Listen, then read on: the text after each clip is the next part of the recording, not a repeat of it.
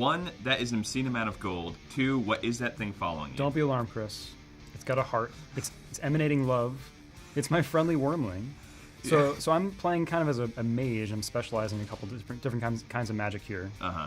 And Promethean magic is one of them. It's basically fire magic. Yeah, it looks like it's fire-based. Okay. And with that, I can summon a pet dragon. Yeah, which loves you, which is great. Follows me around. I've also got flesh shaping here. Does that, so you can basically take skin and turn it into dodecahedrons? Is that what that does? Something like that. Yeah, it's kind of a combination of buffing my defense, debuffing them. I can turn dead enemies into zombies. It's a lot of different stuff. So being a magic user, you like entire bar is just filled with stuff. Like, is that tough to manage? Does it ever get confusing? Yeah, that is kind of a contrast between our characters. Yeah. It's kind of a lot to manage, but I've got a lot of tools at my disposal, a lot of cards in my hand, so to speak. And there's the fire again. I'm sort of walking through it. So this is a situation I actually kind of don't want to be in. Yeah, that looks like the situation I want to be in. So I kind of just walked right in there. And what I can use is my Ninja Vanish spell through Burglary. I just turn myself invisible there. That's handy. For 10 turns, you can see in the left corner there's that counter. Yeah. And I can just sort of sneak away for 10 turns. The enemies don't see me as long as I don't try to attack them. The dragon's following me. So I can get away, recoup, eat some food, do what I need to do. Yeah. Basically, you don't want to get into a physical battle because you're super fragile, but it's like you have all these other means to get away from that. Invisibility being handy, but that dragon seems pretty crucial too. Yeah, the dragon's basically a giant decoy. I mean, he's duking it out with this guy. I could probably jump in there if I wanted to, but I'm enjoying the view. You just like watching. Yeah, so it's nice. It kind of lets me gain EXP at a higher rate too, I feel like. I can throw a spell down here, I can throw my dragon down there, and they're dealing with different groups of enemies. Yeah. And earning me experience points. So I'm trying to get my way to this Uber chest, which always contains an artifact, I believe. And just checking out what I have right now. Yeah, so again, you've got kind of leather armor going. Again, more focusing on, it looks like, the magic aspect as opposed to taking physical damage. I want everything to boost my mana or my... Ooh, wow. Holy crap. That's a pretty nice ring. That's a damn nice ring. Definitely an upgrade.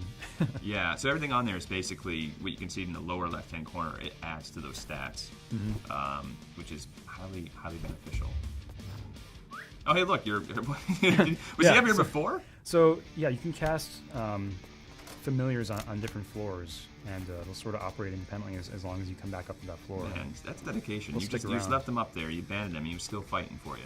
So you're back down this level. This level actually looks pretty tough, though. I mean, you're doing all right, but... yeah, maybe like 30 or 40% through it, based on the map. Yeah. Oh, and that traffic cone, by the way, is actually a helmet, which you can equip, and it's pretty terrible, as you might imagine.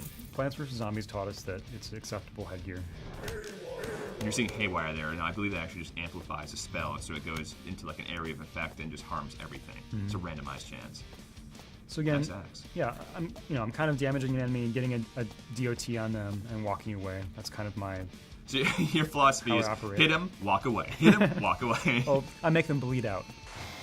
Yeah, you're teleporting all over the place here. So these are all over, they're randomized as well. You jump in when you don't know where you're going to end up, and that's also tempting, and you can get into a lot of trouble doing that. But there's also great stuff, like all this loot in the ground you're seeing. So, it's a risk-benefit. One of the things this game does is it doesn't really explain how a lot of its systems work. I mean, there's all these different kinds of crafting. There's alchemy for making potions. There's smithing for making items. You can make mushrooms. There are tutorials for these things, but it doesn't really, you stumble in these items and you're like, what the hell is what does this mushroom do? It's sort of like this process of just trying it and see what happens. And yeah, the experimentation. Maybe it'll kill you. Yeah, which does happen sometimes. You can actually die by kicking a door down. Like if you have 2 health and you kick a door and it hurts your foot, you can die, and there's an achievement for that. What's like the fastest you've ever died? I've definitely died in the first room. I mean, sometimes you roll this character and you're suddenly up against 3 bats or something that you just can't manage with your current build, and that's just kind of the way it goes, and you re-roll and move on. Yeah. So speaking of which, throwing down some traps here. So again, your character, even though you're a specialist with magic, you can use all these different things. You're not just locked into just using Pyromancy or whatever it was all the time. It's hard to build a character that's one-sided, and that's definitely one of our favorite things about the game. Excellent. Oh, I'm liking your character, Evan. I'm a fan of his.